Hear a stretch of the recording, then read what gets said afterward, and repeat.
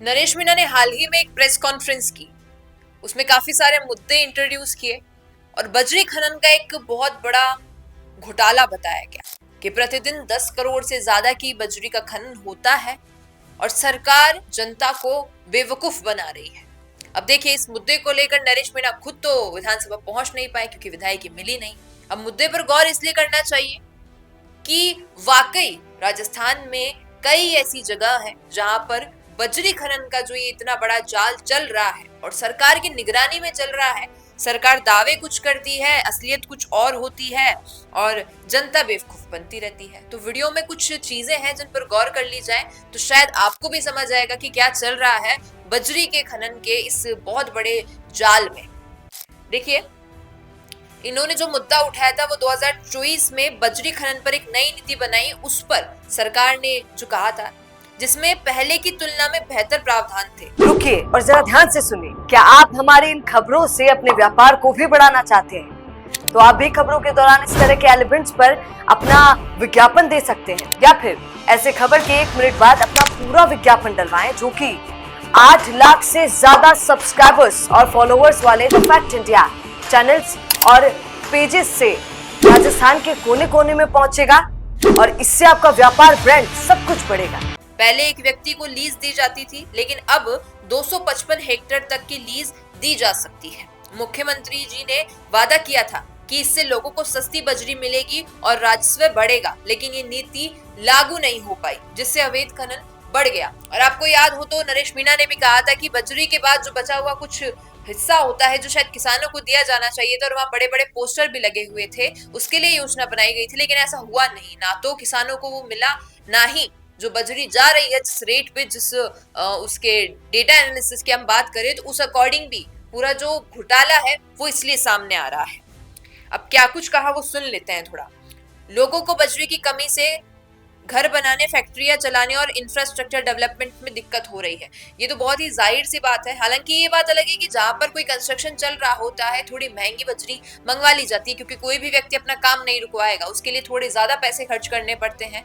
लेकिन जो व्यक्ति अफोर्ड नहीं कर पा रहा है महंगी बजरी, उनको काम रोकना पड़ता है, घर हो, फैक्ट्री हो या कोई भी और बड़ा इंफ्रास्ट्रक्चर हो। इन सब चीजों के लिए दिक्कत ज्यादा इसलिए बढ़ रही है क्योंकि बजरी की रेट दिन ब दिन बढ़ती जा रही है। कुछ क्षेत्र जिनका मैं नाम ले रही थी, भीलवाड़ा, टोंक, अजमेर, सवाई माधोपुर जैसे जिलों में नीति न लागू होने से अवैध खनन हो रहा है, रोज हादसे हो रहे हैं और सरकारी राजस्व का नुकसान हो रहा है। इसी बात से एक वीडियो याद आया मुझे, टोंक के क्षेत्र का एक वीडियो था।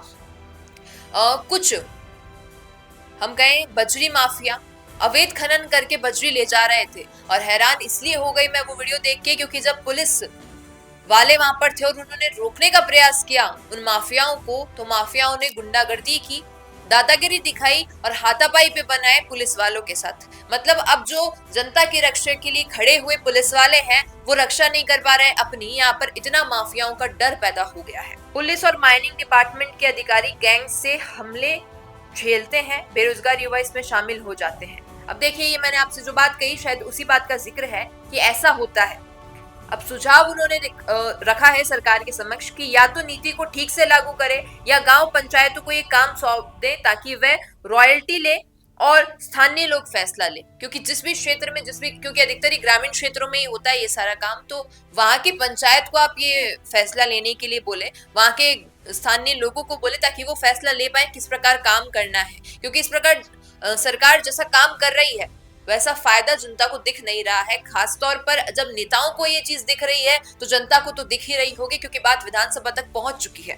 चंबल नदी पर बजरी निकालने का बड़ा कॉन्ट्रैक्ट एक कंपनी को दिया गया, लेकिन उसके पैसे और कैचमेंट एरिया 1 से 2 किलोमीटर वर्सेस 50 किलोमीटर पर ध्यान देने की जरूरत है। अब देखिए कि प्रोजेक्ट दे दिए जाते हैं लेकिन सरकार गौर नहीं करती है कि किस क्षेत्र में अवैध खनन होना था और कितने क्षेत्र में हो गया है। और वाकई जैसा इन्होंने कहा भी और नरेश मीणा ने भी कहा, और सोचने वाली बात है कि जो लोग थोड़ा एनालाइज करेंगे राजस्थान के इकोनॉमी को भी, कि इस मुद्दे पर गौर करना जरूरी है क्योंकि बजरी का जो खनन है अवैध रूप से बहुत ज्यादा बढ़ता जा रहा है। हाल ही में अरावली को लेकर इतना हंगामा मचा और यहाँ पर सुप्रीम कोर्ट का भी कहना था कि भाई साहब अवैध खनन को रोकने के लिए हम ये सब कर रहे हैं, लेकिन अवैध खनन रुकने का नाम नहीं ले रहा है। और जिस प्रकार से जो मुख्य रूप से एकदम ऑफिशियल खनन भी होना चाहिए, उसमें भी इस प्रकार घोटाला अगर सामने आएगा तो मुद्दा केवल विधानसभा तक नहीं, शायद लोकसभा या फिर बाकी जगहों पर भी पहुंचना चाहिए और इस पर विचार विमर्श करने की आवश्यकता है। बाकी आप समझदार हैं, आप क्या कहेंगे इस पर बताइएगा कमेंट में। धन्यवाद। बिजनेस अच्छा हो सकता है, लेकिन अगर नाम नहीं दिखा तो पहचान कैसे बनेगी? अब टेंशन छोड़िए, द फैक्ट इंडिया आपके बिजनेस को देगा वो पहचान जो पूरे राजस्थान में हर किसी तक पहुंचे। न्यूज चैनल पर विज्ञापन, पॉडकास्ट और प्रमोशन के जरिए आप सीधे 5 लाख सब्सक्राइबर और 10 करोड़ से ज्यादा व्यूज तक अपनी पहुंच बना सकते हैं। तो देर किस बात की, आज ही द फैक्ट इंडिया से जुड़िए और अपने बिजनेस को बनाइए हर घर का नाम।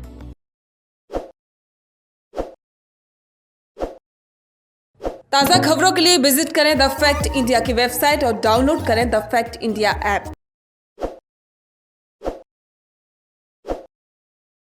ताज़ा खबरों के लिए विजिट करें द फैक्ट इंडिया की वेबसाइट और डाउनलोड करें द फैक्ट इंडिया ऐप।